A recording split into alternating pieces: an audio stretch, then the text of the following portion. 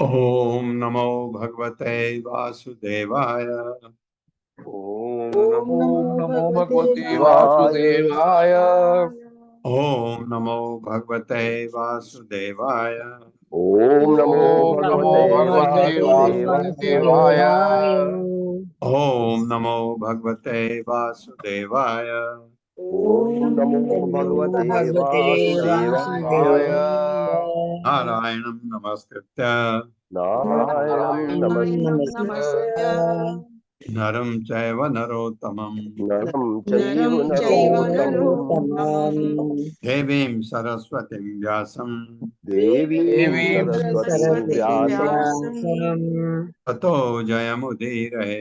ततो जयमुदीरये। नष्टप्रायेषु अभद्रेषु नष्टप्रायेषु भद्रेषु भद्रेषु नित्यं भागवत सेवया नित्यं भागवत सेवया भगवते उत्तम श्लोके भगवते उत्तमाश्लोके भक्तिर्भवति नैष्ठिकी। भक्तिर्भवति नैष्ठिकी। हरे कृष्ण, आप सबका स्वागत है। हरे कृष्ण प्रभु प्रणाम। हरे कृष्ण प्रभु जी। अब क्या होता है स्वर्ग में देखते हैं। ततः तद अनुभावेन भुवन्त्रय विश्रुताम् कीर्तिं दिक्षु पितन्वानः सरेज उदुराडिव। मेरे साथ, ततः तद अनुभावेन ततस्तदनुभावेन भुवन्त्रय विश्रुताम् भुवनत्रय विश्रुताम् कीर्त्यं दिक्षु वितन्वानः कीर्तिं दिक्षु वितन्वानः सरेज उदुराडिव। सरेज उदुराडिव। शब्दार्थ है तथा तत्पश्चात तद अनुभावेन, ऐसे महान यज्ञ संपन्न करने से, किसे करा रहे हैं? बलि महाराज से। भुवनत्रय, तीनों लोकों में, विश्रुताम विख्यात, कीर्तिम कीर्ति, दिक्षु सभी दिशाओं में, वितन्वानः फैली हुई, सह वह बलि महाराज, रेजे तेजवान हो गया, उडराट चंद्रमा एवं समान। चंद्रमा को उडराट भी कहते हैं। मेरे साथ पढ़िए। जब बलि महाराज ने ने इन यज्ञों को संपन्न कर लिया तो इन यज्ञों को संपन्न कर लिया तो उनकी कीर्ति तीनों लोकों में, उनकी कीर्ति तीनों लोकों में सभी दिशाओं में फैल गई। सभी दिशाओं में फैल गई। इस प्रकार वे अपने पद पर इस प्रकार वे अपने पद पर उसी प्रकार चमक उठे, उसी प्रकार चमक उठे जिस तरह आकाश में चमकीला चांद। आकाश में चमकीला चांद। हाँ, ये भी बहुत बड़ी बात हो गई। उन्होंने भी 100 अश्वमेध यज्ञ पूरे कर लिए। भुभुजे च श्रियं श्रद्धां द्विजदेव उपलम्बितां कृतकृत्यम् इव आत्मानं मन्यमानो महामनाः। मेरे साथ, बुभुजे च श्रियं श्रद्धां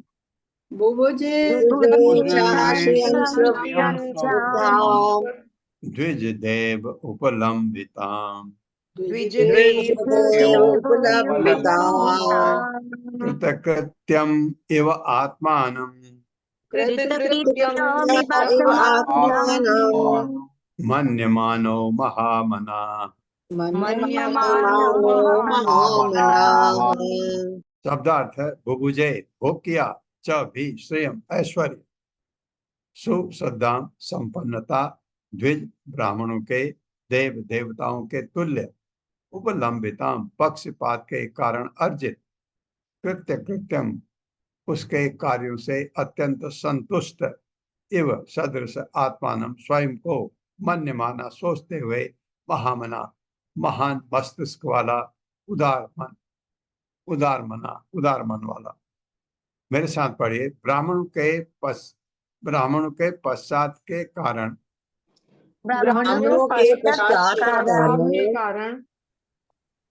पश्चात नहीं होना चाहिए था, ब्राह्मणों के अनुग्रह के कारण। हाँ कुछ जो भी है, अभी देखते हैं। ब्राह्मणों के पल्लवी माता जी, इंग्लिश में क्या है? जी देखते हो प्रभु जी इसको। देखिए जरा।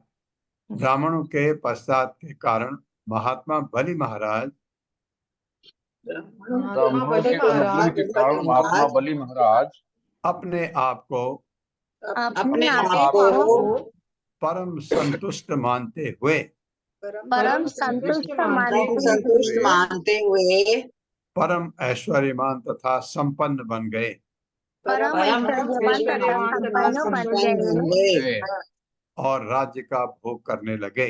और राज्यों का भोग करने लगे। हाँ, क्योंकि ये ब्राह्मणों के संतुष्ट होने के कारण है कि उनका जो उनके ऊपर आशीर्वाद था ये।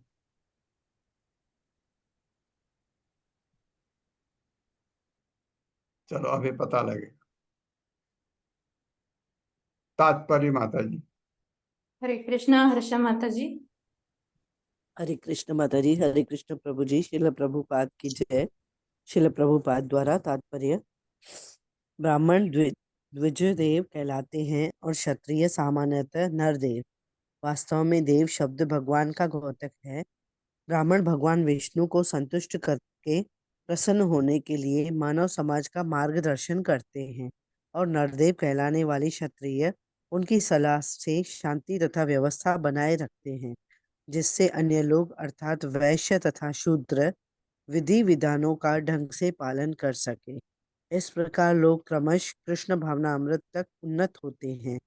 इस प्रकार श्रीमद् भागवत के अष्टम स्कंद के अंतर्गत बलि महाराज द्वारा स्वर्गलोक पर विजय नामक 15वें अध्याय के भक्ति वेदांत तात्पर्य पूर्ण हुए। हरे कृष्ण पूर्ण। प्रभु जी। धन्यवाद माता जी, आपका गला बैठा है आप अपना ध्यान रखिए क्योंकि आपको बहुत काम करना है अब। प्रभु जी हरे कृष्ण। तो अब हम 16वें अध्याय में चलते हैं। ये पयोव्रत पूजा विधि का पालन करना, ये पयोव्रत पूजा आई कहाँ से, क्या कारण क्या है इसका। आपने देखा कि स्वर्ग से देवता लोग गायब हो गए। देवता अदिति के पुत्र हैं।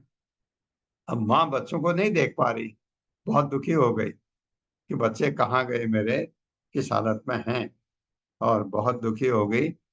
तो इतने में पति उनके कश्यप मुनि साधना में थे और साधना से वापस आए देखने, तो देखा कि घर में कोई उत्साह नहीं, कोई जो शुभ चीजें होती हैं बिल्कुल नहीं है। अदिति का मुंह लटका हुआ है। तो क्या हुआ, तो फिर वो वर्णन आएगा अभी। इससे पहले ये पढ़वाएं आप। मैं 9 श्लोक पढ़ता हूँ आपके साथ। ओम नमो भगवते वासुदेवाय। ओम नमो भगवते वासुदेवाय। जन्माद्यस्य यतो वन्मयात्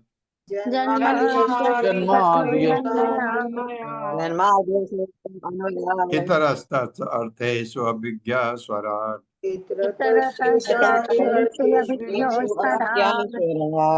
तेने ब्रह्महृदाय आदि कवये तेने ब्रह्म हृदय आदि कवये मुह्यन्ति यत् सूर्यः मुह्यन्ति यत्सूर्यः तेजो वारिमृदां यथा विनिमयो तेजो वारिमृदां यथा विनिमयो यत्र त्रिसर्गो अमृषा यत्र त्रिसर्गो मृषा धाम्ना स्वेन सदा निरस्तकुहकम् धाम्ना स्वेन सदा निरस्तकुहकम् सत्यं परं धीमहि। सत्यं परम धीमहि।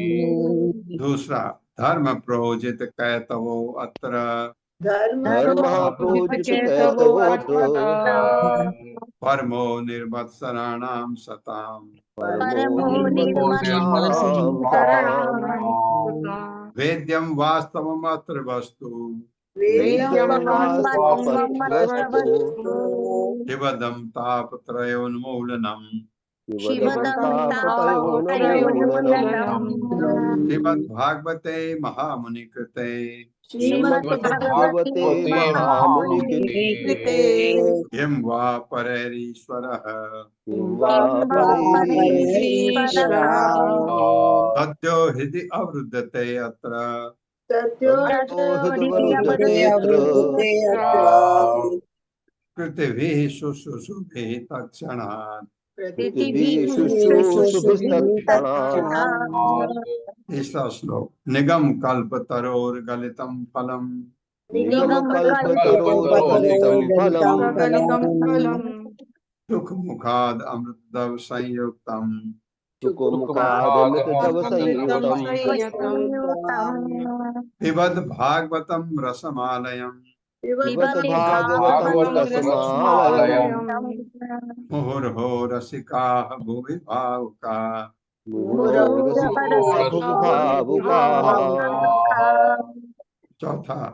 एते चांस कला पुंसः एते चांस्कला पुंसः कृष्णः तु भगवान् स्वयं कृष्णस्तु भगवान् स्वयम् इन्द्रारिव्याकुलं लोकम् इन्द्रारिव्याकुलं लोकम् मृडयन्ति युगे युगे।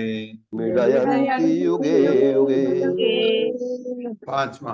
जन्म गुह्यं भगवतो जन्मगुह्यं भगवतो य एतत् प्रियतो नरः एतत्प्रियतो नरः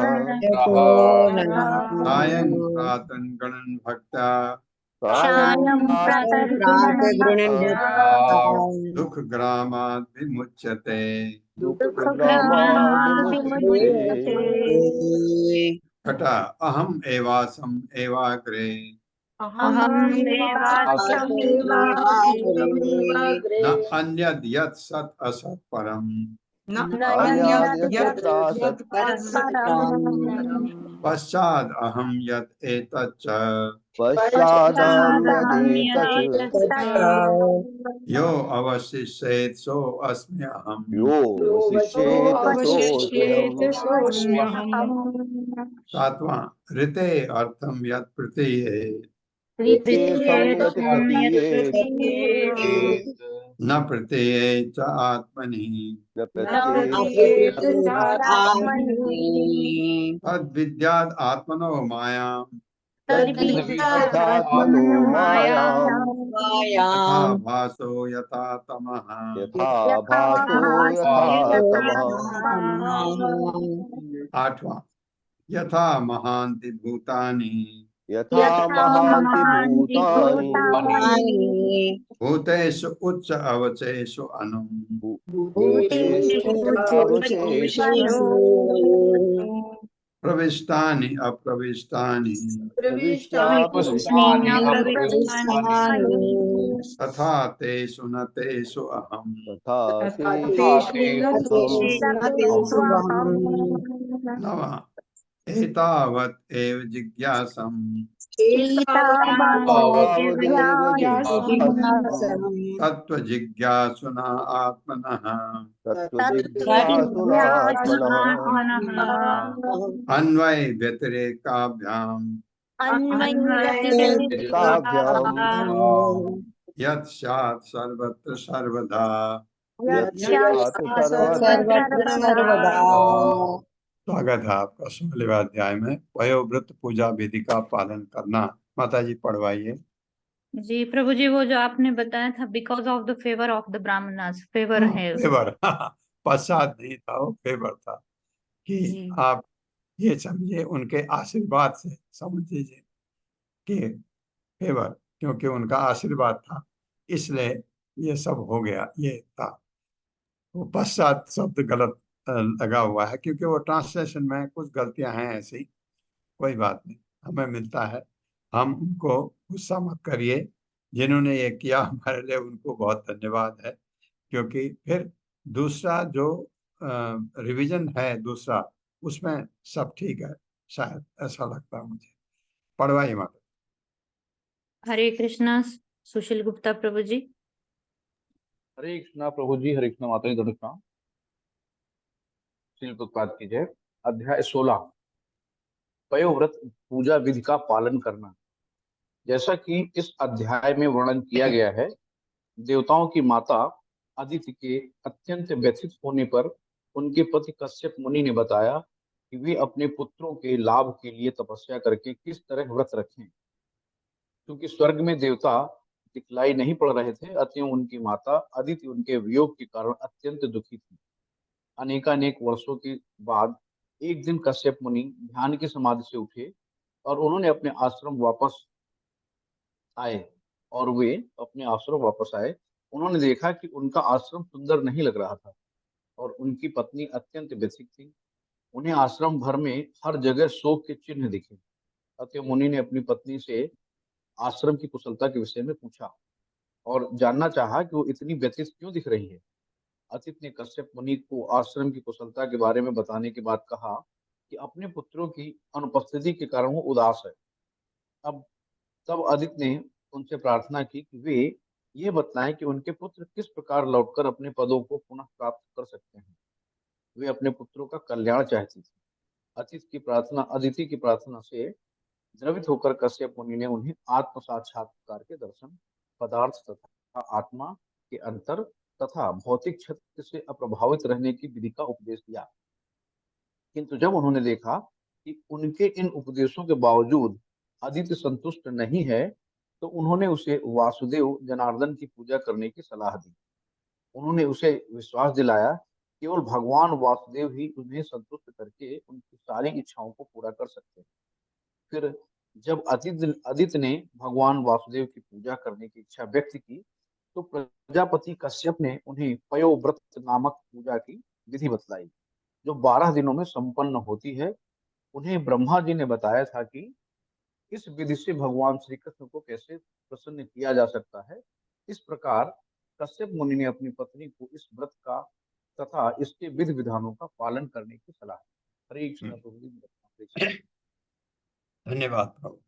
जैसा ब्रह्मा जी ने बताया इसको कश्यप मुनि को कि भगवान को संतुष्ट करके अगर आप कोई चीज मांगना चाहे मांग सकते हैं, क्योंकि कश्यप मुनि को संतान चाहिए थी।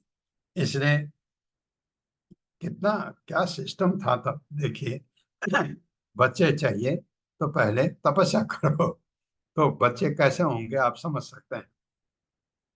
तो वो ब्रह्मा जी के से उन्होंने कहा, तो ब्रह्मा जी ने कहा ये पयोव्रत व्रत ये जो है अनुष्ठान ये करो। तो उनको उसमें सफलता मिली होगी। तो पहले तो उन्होंने अदिति को ये नहीं कहा पयोव्रत अनुष्ठान करो। अदिति को कहा कि पदार्थ से अपने को डिटैच करो, तो दुख सुख का सवाल ही नहीं होता। फिर सब सुख ही सुख है, क्योंकि तुम अपने स्वार्थ के लिए अपने बच्चों के लिए किसके साथ इतने अटैच्ड हो, ये अटैचमेंट नहीं होना चाहिए। पहले ये बताया ना, जो पद से अलग रखने की, कि भगवान पर मन लगाओ और चीजें त्यागो, जो कश्यप मुनि अभी कर रहे हैं। अभी अपने समाधि से उठ के आए हैं। समाधि का क्या मतलब? भगवान के साथ अपने को जोड़ करके भगवान की तपस्या करके। तो लेकिन जब देखा अदिति ये कहने पर भी उसको पसंद नहीं आया, ये नहीं है, तब उन्होंने कहा कि अगर नहीं तुमको ये ठीक लग रहा है तो तुम पयोव्रत अनुष्ठान करो, क्योंकि मैं तुमको वो विधि बता रहा हूँ जो मुझे ब्रह्मा जी ने बताई थी। ये कह रहे, आप लोगों में भी कोई कोई पयोव्रत अगर अनुष्ठान करना चाहे, 12 दिन का है, एक एक शब्द यहाँ से नोट कर सकते हो। फिर भी आपको पुरोहित का जरूरत पड़ेगा, क्योंकि पूजा पाठ है, कर्मकांडी पूजा है। तो आपको पुरोहित का जरूर जरूरत पड़ेगा। हर जगह आप अपने आप नहीं कर सकते। तो पुरोहित जो जो जानता हो, जो जिसको पुरोहित आपको मिलेगा कर्मकांडी, लेकिन जिसको आ, इसका अध्यात्म का भी ज्ञान हो, ऐसा ऐसा पुरोहित। तो अगर आप चाहते हैं कोई फल भगवान से मांगना, तो कैसे मांगना चाहिए, ये इसमें इस अध्याय में बड़ा अच्छी तरह वर्णन है। श्री शुक वाच एवं पुत्रेषु नष्टेषु देवमाता दिति तदा हिते त्रिविष्टपे दैत्य पर्यतप्यद अनाथवत। अनाथ की तरह। मेरे साथ पढ़िए। श्री शुक उवाच। हाँ, सुखदेव गोस्वामी किसे कहते हैं? परीक्षित महाराज को, भी भागवतम उन्हीं को सुना रहे हैं। एवं पुत्रेषु नष्टेषु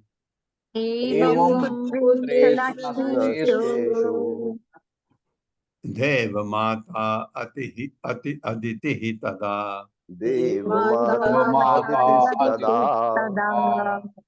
हिते त्रिविष्टपे दैत्य पर्यतप्यद अनाथवत। शब्दार्थ है श्री शुक उवाच। श्री सुखदेव गोस्वामी ने कहा, एवं इस प्रकार पुत्रेशु अपने पुत्रों को, नष्टेशु अपने पदों से अदृश्य हुए, देव माता देवताओं की माता अदिति अदिति ने तथा उस समय हिते खो जाने के कारण त्रिविष्टपे स्वर्गलोक में दैत्य असुरों के प्रभाव के कारण पर्यतप्यत पश्चाताप करने लगी अनाथ व्रत अनाथ की तरह। और ये माँ का अब भौतिक जगत की बात जहाँ पर है, बच्चे अदृश्य हो जाएं तो माता तो अनाथ हो जाती है, क्योंकि इतना बच्चों से जुड़ी होती है कि ममता है माँ। सुखदेव गोस्वामी ने कहा, मेरे साथ पढ़िए। सुखदेव गोस्वामी ने गोस्वामी ने कहा, हे राजा, जब अदिति के पुत्र जब अदिति के पुत्र देवतागण स्वर्ग लोक से इस तरह से अदृश्य हो गए और असुरों ने उनका स्थान ग्रहण कर लिया तो अदिति इस प्रकार विलाप करने लगी मानो उसका कोई रक्षक न हो। हाँ, रक्षक है, पति है, लेकिन माँ का जब बच्चे हो जाते हैं, माँ का प्रेम ज्यादा बच्चों की तरफ हो जाता है। ऐसा नहीं कि पति से कम हो जाता है, लेकिन ज्यादा प्रेम बच्चों की तरफ, क्योंकि बच्चों की रक्षक होती है माँ। बच्चों को जो सारे जो संस्कार हैं बच्चों में, वो इनकलकेट माँ करती है। अगर बच्चे बहुत अच्छे हैं, उसमें माँ का ज्यादा योग होता है पति से। एकदा कश्यपः तस्य आश्रमं भगवान अगात् निरुत्सवं निरानंदम समाधेः विरतः चिरात्। मेरे साथ पढ़िए। एकदा कश्यपः तस्य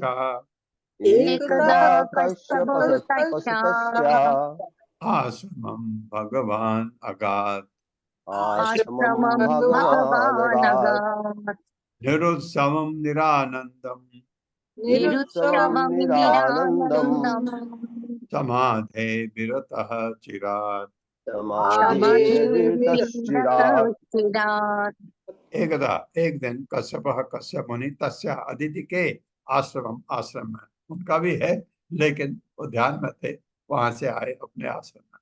भगवान अत्यंत शक्तिशाली अगाध गए, निरुत्सवम बिना उत्साह के, निरानंदम बिना हर्ष के, समाधि से, विरतः जग कर, चिरात दीर्घ काल के बाद आए जब घर तो क्या देखा? मेरे साथ पढ़े। परम शक्तिशाली कश्यप मुनि कई दिनों के बाद जब ध्यान की समाधि से उठे और घर लौटे तो देखा कि अदिति के आश्रम में न तो हर्ष है न उल्लास। हाँ, ये आपको भी अनुभव होगा। अगर घर की लक्ष्मी यानी जो घर की जो माँ है, अगर वह उदास है तो घर में कभी रौनक हो ही नहीं सकती, कि घर की रौनक उनके ऊपर पूरी तरह से निर्भर होती है। अगर माँ खुश है तो सारे बच्चे खुश, पति खुश। माँ दुखी है, सब दुखी। ऐसा होता है, अनुभव किया होगा आपने कभी भी। अगर आपकी पत्नी अगर शोक में है तो घर में खुशी होने का सवाल ही नहीं होता। ये आपने अनुभव किया होगा। तो ये उन्होंने देखा कि यहाँ क्या क्या होगा कि अगर पत्नी संतुष्ट है, हर चीजें अपने ढंग में अपने अपनी जगह पर होंगी। हर चीज आपको लगेगा अरे वाह क्या घर चमक रहा है, क्या सब कुछ बढ़िया है। अगर वो खुश नहीं है तो वो चीजें नहीं दिखती हैं आपको, आपको लगता है कुछ गड़बड़ तो है। ये अनुभव आप लोगों का भी होगा। सपत्नीं दीन बदनाम कृत आसन परिग्रह समाजितो यथा न्यायम इदम आह कुरुद्वः। कुरुद्वः मेरे साथ। सपत्नीं दीन बदनाम सपत्नीं दीनवदनां कृत आसन परिग्रह कृतासन परिग्रह आसन परिग्रह समाजितो यथा न्यायम समाजितो यथा समाजितो यथा न्यायम् न्यायम् इदम आह कुरुद्वः। इदिमाह इदम् कुरुद्वः। आह कुरुद्वः। शब्दार्थ है, सह कश्यप मुनि पत्नी अपनी पति को दीन बदनाम सूखा मुखमंडल के कृत आसन परिग्रह आसन ग्रहण करके सभाजित अतिथि द्वारा आदर किए जाकर, किया आदर लेकिन उसमें जानी नहीं है, खुशी नहीं है। यथा न्यायम काल तथा देश के अनुसार इदम आह इस प्रकार कहा। कुरुद्वह हे कुरुश्रेष्ठ महाराज परीक्षित। ये कुरुद्वह परीक्षित महाराज के लिए, क्योंकि सुखमणि बता रहे हैं। मेरे साथ पढ़े, हे कुरुश्रेष्ठ। हे कुरुश्रेष्ठ। श्रेष्ठ ये परीक्षित को महाराज को एड्रेस कर रहे हैं सुखमणि। भली भांति सम्मान तथा स्वागत किए जाने के बाद भली भांति सम्मान तथा स्वागत किए जाने के बाद जाने के बाद कश्यप मुनि ने आसन ग्रहण किया कश्यप मुनि ने आसन ग्रहण किया और अत्यंत खिन्न दिख रही अपनी पत्नी और अत्यंत खिन्न दिख रही अपनी पत्नी अदिति से इस प्रकार कहा। अदिति से इस प्रकार कहा। अपि अपि अभद्रम न विप्राणाम भद्रे लोके अनुधागतम अधुनागतम सॉरी न धर्मस्य न लोकस्य मृत्यो छंद अनुवर्तिनः। मेरे साथ। अपि अभद्रम न विप्राणाम अभद्रं न विप्राणाम् भद्रे लोके अधुना गतम भद्रे लोके अधुनागतम् न धर्मस्य न लोकस्य न धर्मस्य न लोकस्य मृत्योः छंद अनुवर्तिनः।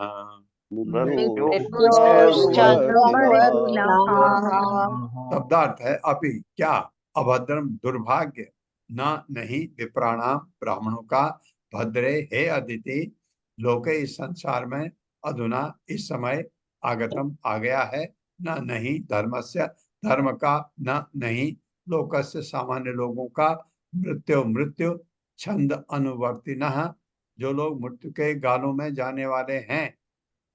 क्या कह रहे हैं, सुन मेरे साथ पढ़िए। हे भद्रे हे हे भद्रे मुझे आश्चर्य है कि मुझे आश्चर्य है कि कहीं धर्म पर कहीं धर्म धर्म पर ब्राह्मण वर्ग या काल की सोच में ब्राह्मण वर्ग या काल की सोच में बड़ी जनता को बड़ी जनता को कुछ हो तो नहीं गया। कुछ हो तो नहीं गया। हाँ देखो कैसे है ब्राह्मण भर गया, काल की सोच में पड़ी जनता को कुछ हो तो नहीं गया। पीपल कब से बोलने लगा भैया, इतना बड़ा कब से हो गया? तात्पर्य तात्पर्य इनको फ्यूचर म्यूट कर में दीजिए प्लीज। तात्पर्य ये जिनके घर में कोई नॉइज आने का मैं आप लोगों को होस्ट बनाता हूँ, बहुत लोगों को। अगर आपके घर में आपको लगता है कि नॉइज होने वाली है, कोई बोलेगा, प्लीज अपने को म्यूट करके रखिए। अब अनम्यूट मत करिए, अच्छा नहीं लगता है। घर की बातें क्लास में आए, अच्छा लगता है आपको? नहीं ना, तो ऐसा मत होने दीजिए। तात्पर्य माता जी। हरे कृष्णा रीता पंडित माता जी। हरे कृष्णा प्रभु जी, हरे कृष्णा माता जी। शिल प्रभुपाद की जय। तात्पर्य शिल प्रभुपाद द्वारा इस जगत के सभी निवासियों के लिए और विशेष रूप से ब्राह्मणों के लिए नियत कर्म तो है ही, किंतु जो लोग काल के गाल में जाने वाले हैं वे उन लोगों के लिए भी है। कश्यप मुनि को आश्चर्य हो रहा था कि क्या सारे अनुष्ठानों का जो सर्वसाधारण के हित के लिए है उल्लंघन हुआ है, इसलिए वे 7 श्लोकों तक प्रश्न पूछते जाते हैं। हरे कृष्ण प्रभु जी। अभी 7 श्लोक अभी, और अभी तो हम 5वें में जा रहे हैं। अपि वा, अपि वा अकुशलम, आएगा क्योंकि कुशल नहीं आ सकता। अपि वा अकुशलम किंचित गृहेषु गृह मेदिनी, यहाँ पर गृह मेदिनी कहा है उसको, क्यों? बातें हो रही हैं अपने इंद्र तृप्ति की।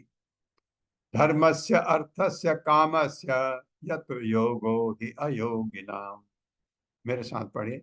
अपि वा अकुशलम किंचित अपि वाय अपि कुशलं वा किंचित् कुशलं किंचित् गृहेषु गृह मेदिनी गृहेषु गृहेषु गृहमेधिनी गृहमेधिनी धर्मस्य अर्थस्य कामस्य धर्मस्य धर्मस्यर्थस्य अर्थस्य कामस्य कामस्य यत्र योगो हि अयोगिनाम। यत्र यत्र योगो योगो ह्यगो ह्ययोगिनाम्। योगिनाम्।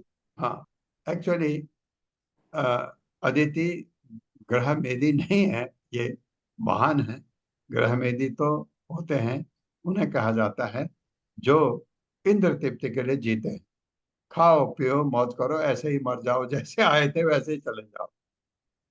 क्यों आए हो, कहाँ आए हो, क्या हो, कौन हो, कहाँ, जब कुछ पता नहीं, उनको ग्रह मेदी कहा जाता है। यहाँ पर शब्द ग्रह मेदी आया है इसलिए क्योंकि दीति अपने बारे में सोच रही है, गलत नहीं सोच रही। माँ है, बच्चों के बारे में उसको बुरा लग रहा है, तो शब्द गृह मेदी आया, इसलिए वो गृह मेदी है नहीं। शब्दार्थ है अपि। मुझे आश्चर्य हो रहा है कि कश्यप मुनि कह रहे हैं, वाह, या तो अकुशलम अशुभ किंचित कुछ गृहेशु घर में, गृह मेदिनी गृहस्थ जीवन में अनुरक्त है मेरी पत्नी, धर्म से धर्म का, अर्थस्य आर्थिक दशा का, कामस्य इच्छा पूर्ति का। क्योंकि गृह मेदी के लिए ये 3 ही चीज है। क्या? धर्म अर्थ काम। धर्म तो मानते हैं, अधर्म नहीं है, लेकिन अर्थ पैसा कमाना, उसका उपभोग करना, इंद्र तृप्ति, ये गृह मेदी का है। अगर ग्रस्त होगा तो मोक्ष आएगा सामने। धर्म अर्थ काम मोक्ष। हाँ, कहाँ था मैं? कामस्य इच्छा पूर्ति का, यत्र घर पर योग ध्यान का फल ही निश्चय ही अयोगी नाम, जो अध्यात्मवादी नहीं है उनका। ये साफ क्लियर।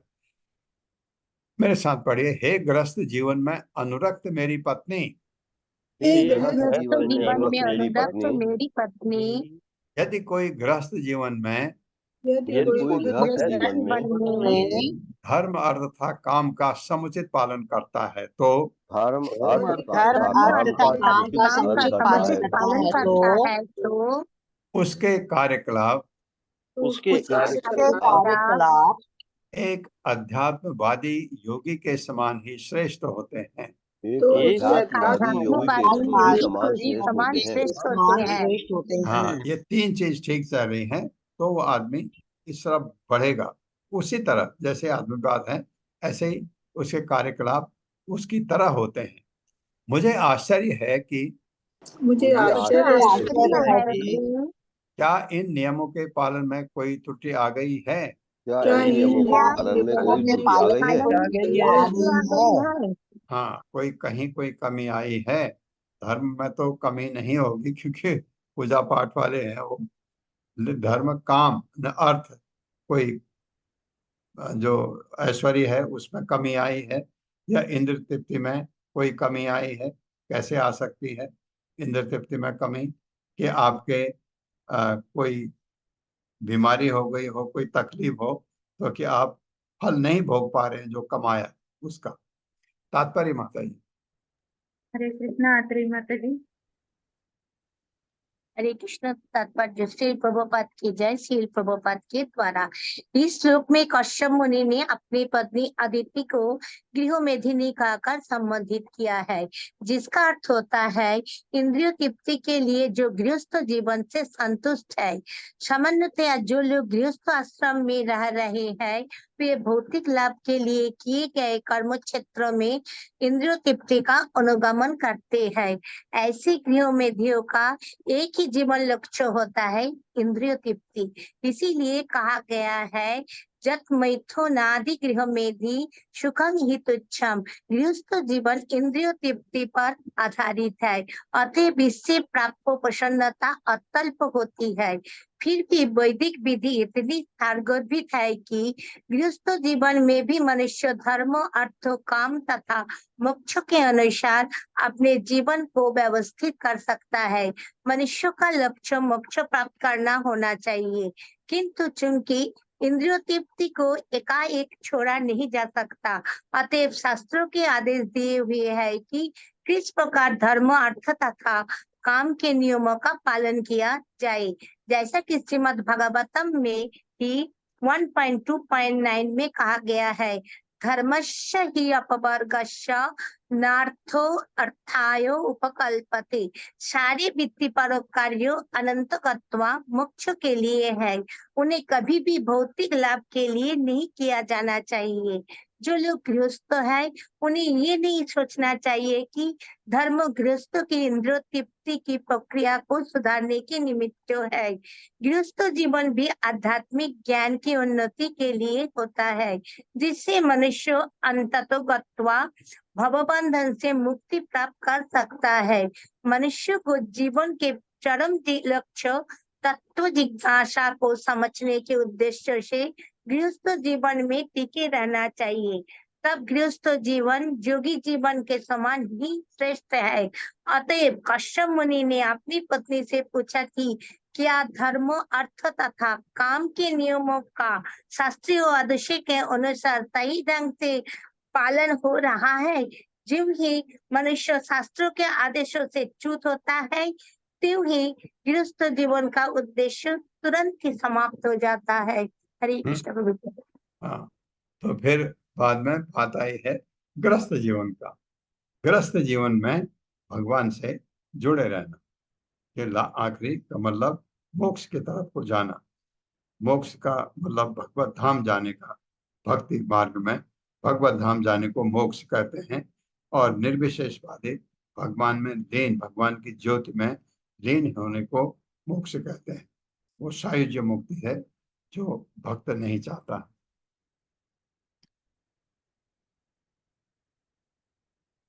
अपि वा अतिथयो, ये बड़ा अच्छा है। अपि वा अतिथयो अभ्येत्य कुटुम्ब आसक्तया त्वया गृहात् पूजिता याता प्रत्युत्थानेन वा क्वचित्। ये ऐसा तो नहीं हुआ। बहुत जरूरी बात है, ध्यान से सुनिएगा, मेरे साथ पढ़िए। अपि वा अतिथयो अभ्येत्य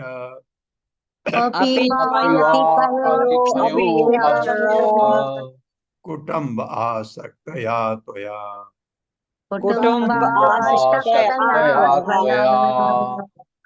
गृहात् अपूजिता याता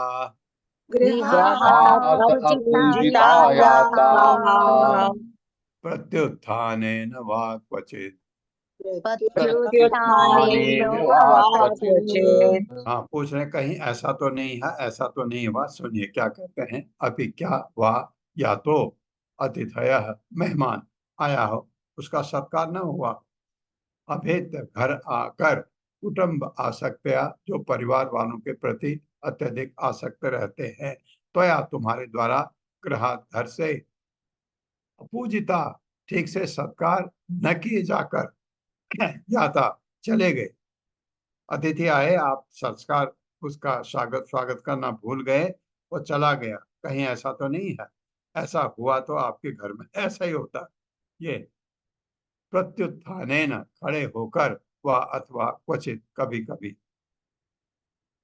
मेरे साथ पढ़े। मुझे आश्चर्य है कि मुझे आश्चर्य है कि कहीं तुम अपने परिवार के सदस्यों में कहीं तुम अपने परिवार के सदस्यों में अत्यधिक आसक्त रहने के कारण, अत्यधिक आसक्त रहने के कारण, हाँ, आप परिवार में कौन है, और भी हैं, लेकिन पुत्र हैं, भगवान देवता हैं, अचानक आए अतिथियों का अचानक आए अतिथियों का ठीक से स्वागत नहीं कर पाई, ठीक से स्वागत नहीं कर पाई, और वे बिना सत्कार के ही वापस चले गए। और वे बिना सत्कार के ही वापस चले गए। हाँ, ये अ, अ, वैदिक प्रणाली है कि घर में कोई आए, दुश्मन भी आए, उसका भी सत्कार होना चाहिए, ऐसा कहा जाता है। तो कहीं तुमसे ये गलती तो नहीं हुई, ये पूछ रहे हैं। तात्पर्य माता जी। हरे कृष्णा सत्येंद्र मलिक प्रभु जी। हरे कृष्णा माता जी, हरे कृष्णा प्रभु जी। तात्पर्य शील प्रपात जी द्वारा, शील प्रपात जी की जय। गृहस्थ का कर्तव्य है कि वह अतिथियों का सत्कार करे, भले ही वे शत्रु क्यों न हो।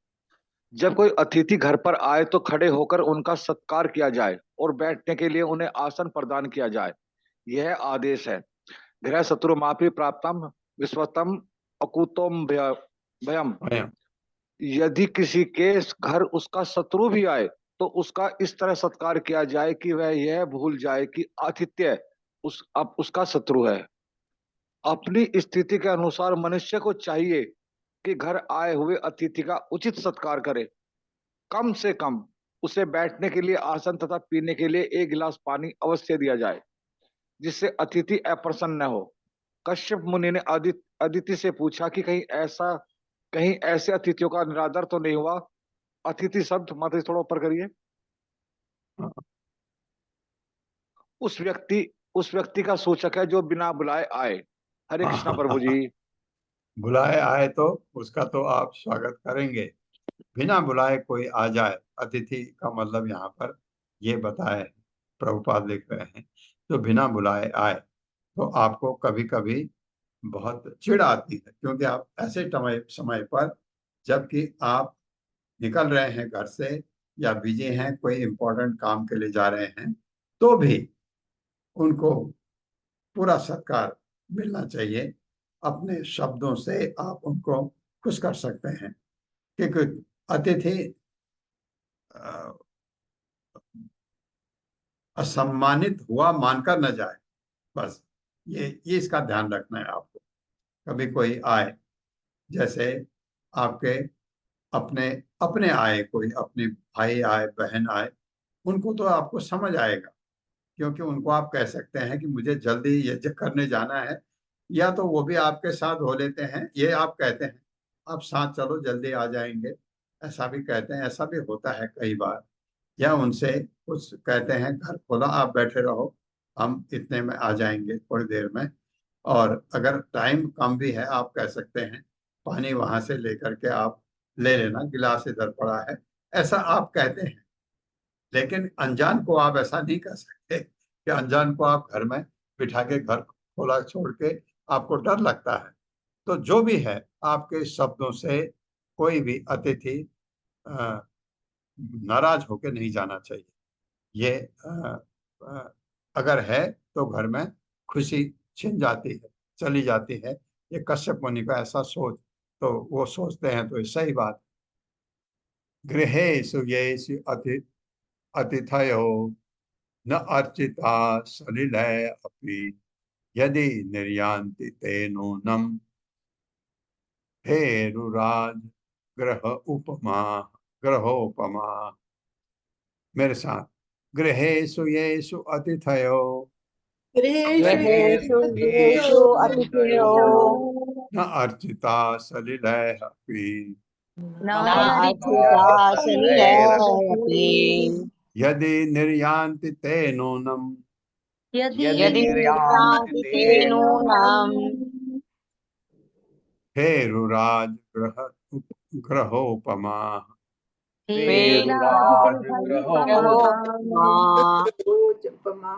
शब्दार्थ है गृहेषु घर पर, येषु जिस, अतिथयः अनामंत्रित मेहमान जिसको आमंत्रित नहीं किया, ना नहीं अर्चिता स्वागत किए गए, सलिलय अपि कम से कम एक गिलास पानी जल दे करके, यदि यदि निर्यान्ति वापस चले जाते हैं, ऐसे के ऐसे, ते ऐसा ग्रस्त जीवन, नूनम निस्संदेह, हेरुराज शियारों का ग्रह घर, उपमा शब्द शियारों का घर भेड़ियों का घर हो जाता है।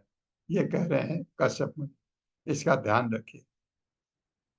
मेरे साथ पढ़िए, जिन घरों से मेहमान एक गिलास जल भेंट किए गए बिना वापस चले जाते हैं, वे घर खेतों के उन बिलों के समान हैं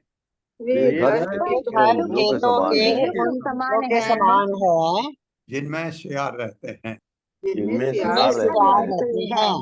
हाँ, खेतों में तो बिल में तो चूहे रहते हैं, लेकिन खेतों के किनारे बड़े होल जो होते हैं वहां शियार रह सकते हैं, ऐसा होते रहते भी हैं। तात्पर्य माता जी। ना सावित्री तिवारी माता जी, सावित्री तिवारी माता जी आप अनम्यूट कर सकते हैं माता जी। अनीता श्रीवास्तव माता जी। माता जी मैं हरे कृष्णा माता जी, मैं अनम्यूट नहीं हो रही थी। हरे कृष्णा पढ़ू माता जी क्या? हाँ पढ़िए जल्दी। हरे कृष्णा प्रभु जी, दंडवत प्रणाम। हरे कृष्णा माता जी, सभी वैष्णव को दंडवत प्रणाम। तात्पर्य, खेतों में सांपों तथा चूहों द्वारा बनाए गए बिल होते हैं, किंतु यदि बिल बहुत बड़े हो तो माना जाता है कि वहाँ सियार रहते होंगे। निस्संदेह ऐसे घरों में कोई आश्रय लेने नहीं जाता। इस तरह मनुष्यों के घर जिनमें अतिथियों का ठीक से स्वागत नहीं किया जाता, वे सियारों के घरों के समान हैं। हरे कृष्ण माता जी, धन्यवाद मौका देने के लिए। ये कह रहे हैं कश्यप, धन्यवाद माता जी। अपि अग्नयः तु बेलायां न हुता हविषा सति त्वयो दिग्न धिया भद्रे प्रोसिते मयि करहि चेत्। मेरे साथ पढ़े, अपि अग्नयः तु बेलायां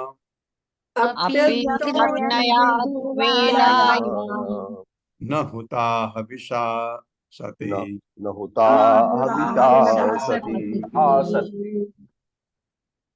त्वया उग्न धिया, त्वया पढ़ सकते हैं, त्वया अग्न धिया भद्रे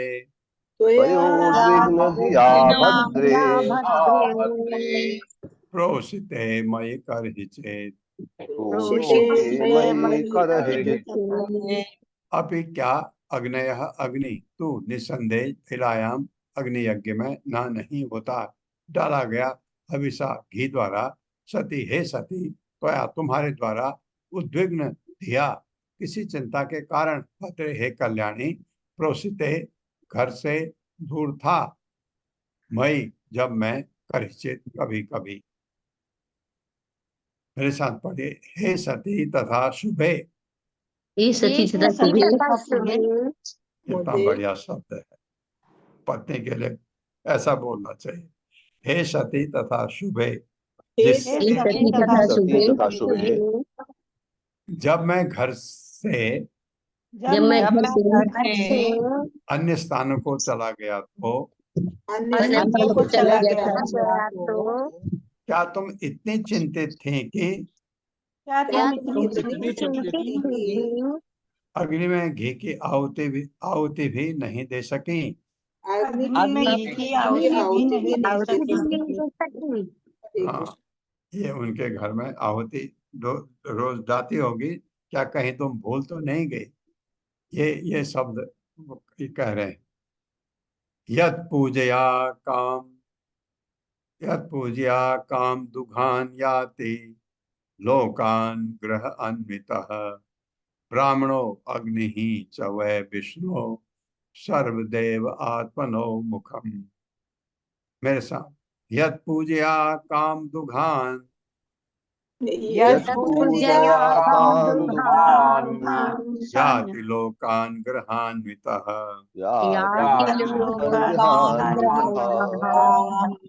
ब्राह्मणो अग्नि च वै विष्णु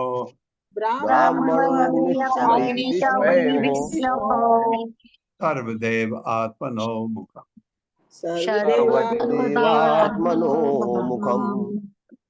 शब्दार्थ है, यद पूजिया अग्नि तथा ब्राह्मणों की पूजा द्वारा काम दुगान इच्छाओं को पूरा करने वाला याति जो होता है लोकान उच्च लोगों को गृह अन्वितः गृहस्थ जीवन के प्रति आसक्त ब्राह्मणों अग्नि च तथा अग्नि वह निसंदेह विष्णु भगवान विष्णु का सर्वदेव आत्मनः सारे देवताओं का आत्मा मुखम मुख। मेरे साथ पढ़े, एक गृहस्थ अग्नि तथा ब्राह्मणों की पूजा करके उच्च लोक में निवास करने के वांछित लक्ष्य को प्राप्त कर सकता है। हाँ, अग्नि तो ठीक है, ब्राह्मण भी इतना ब्राह्मण, लेकिन ब्राह्मण होना चाहिए। किसे कहते हैं 18वें अध्याय का भगवद गीता के 42वां श्लोक, उतने गुण चाहिए ब्राह्मण में। अगर ब्राह्मण की आप सेवा करते हैं तो भगवान बहुत खुश हो जाते हैं। यदि गृहस्थ अग्नि तथा ब्राह्मण की पूजा करके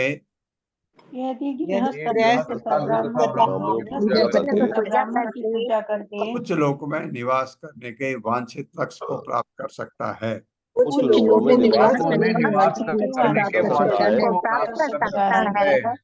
क्योंकि यज्ञ की अग्नि तथा ब्राह्मणों को समस्त देवताओं के परमात्मा स्वरूप भगवान विष्णु का मुख माना जाना चाहिए।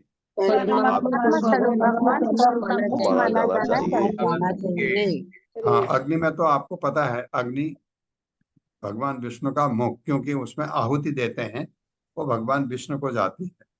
ब्राह्मण के लिए भी एक जगह पढ़ा है हमने, आपको याद होगा, जहां भगवान ने कहा मैं अग्नि से हवि लेने के बजाय ब्राह्मण के मुख से लेना ज्यादा पसंद करता हूँ।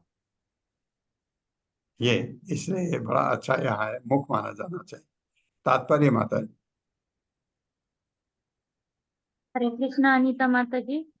हरे कृष्ण माता जी। श्री प्रभुपाद की जय हो। वैदिक प्रथा के अनुसार अग्नि यज्ञ घी अन्य फल फूल इत्यादि की आहुति देने के लिए किया जाता है, जिससे भगवान श्री विष्णु उन्हें खाकर संतुष्ट हो। श्री भगवद गीता में 9:26 में श्री भगवान कहते हैं, पत्रम पुष्पम फलम तोयम यो मे भक्त्या प्रेष्यति तदम भक्ति उपहृतम आश्रामी प्रत्यात्मनः। यदि कोई मुझे प्रेम तथा भक्ति के साथ एक पत्ती फूल फल या जल अर्पित करता है तो मैं उसे स्वीकार करता हूँ।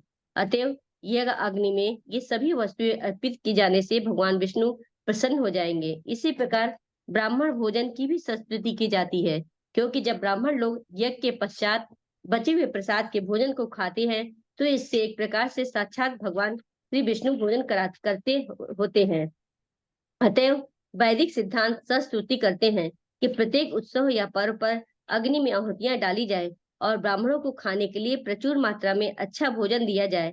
ऐसे कार्यों में से गृहस्थ जो स्वर्गलोक तथा ऐसे ही उन अन्य उच्च लोकों को जाता है। हरे कृष्ण माता जी, प्रभु जी दंडवत प्रणाम। फल ये मिलता है क्योंकि विष्णु खुश हो जाते हैं आपसे, तो ब्राह्मण को अच्छा अच्छा भोजन खिलाना। जब कभी भी होता है, आपने देखा होगा, ब्राह्मण को भोजन बड़े सत्कार के साथ दिया जाता है, वो खुश होके जाएं, आपको आशीर्वाद दें। तो इसका यह आशीर्वाद भगवान विष्णु का हो करके मानना चाहिए। अपि सर्वे कुशलिनः तव पुत्रा मनस्विनी लक्ष्ये अस्वस्थ आत्मानं भवत्या लक्षण है अहम। मेरे साथ, अपि सर्वे कुशलिनः अपि सर्वे कुशलिनः तव पुत्रा मनस्विनी तव तव पुत्रा पुत्रा मनस्विनी मनस्विनी लक्ष्ये अस्वस्थम आत्मानं लक्ष्ये लक्ष्ये स्वस्मात्मानं आत्मानं भवत्या लक्षण है अहम। भवत्या लक्षणैरहम्। लक्षणैरहम्। अपि चाहे तो सर्वे सभी कुशलिनः पूर्ण कुशलता के साथ तब तुम्हारे पुत्र सारे पुत्र मनस्विनी, हे विशाल हृदय वाली नारी, लक्ष्य देखता हूँ, अस्वस्थम अशांत आत्मानम मन को, भवत्या तुम्हारे लक्षणों से अहम मैं। हे मनस्विनी, मेरे साथ पढ़िए। हे मनस्विनी अब वो पूछ रहे हैं जो उसके मन में है, तुम्हारे सारे पुत्र कुशल पूर्वक तो हैं, तुम्हारे सारे पुत्र पुत्र कुशल पूर्वक तो हैं, तुम्हारे म्लान मुख को देखकर मुझे लगता है कि तुम्हारे म्लान मुख को मुख देखकर को मुझे देखकर लगता मुझे है लगता है कि तुम्हारा मन शांत नहीं है। तुम्हारा तुम्हारा मन मन शांत शांत नहीं है। ऐसा क्यों है? ऐसा क्यों है? हाँ, देखो, अब जो है नब्ज अब पकड़ी उन्होंने, करके तुम्हारे पुत्र जो हैं, क्योंकि माँ दुखी है अगर, तो उसका सब पूछ लिया पहले, ऐसा तो नहीं है, ऐसा तो नहीं है, ऐसा तो नहीं है। फिर कह रहे हैं क्या ऐसा तो नहीं है कि तुम्हारे पुत्र कुशल से न हो? क्या ऐसी बात तो नहीं है? ये देखिए, अब दीति बताएगी, क्योंकि उन्होंने ठीक प्रश्न अब किया, जिसकी वजह से दीति दुखी है।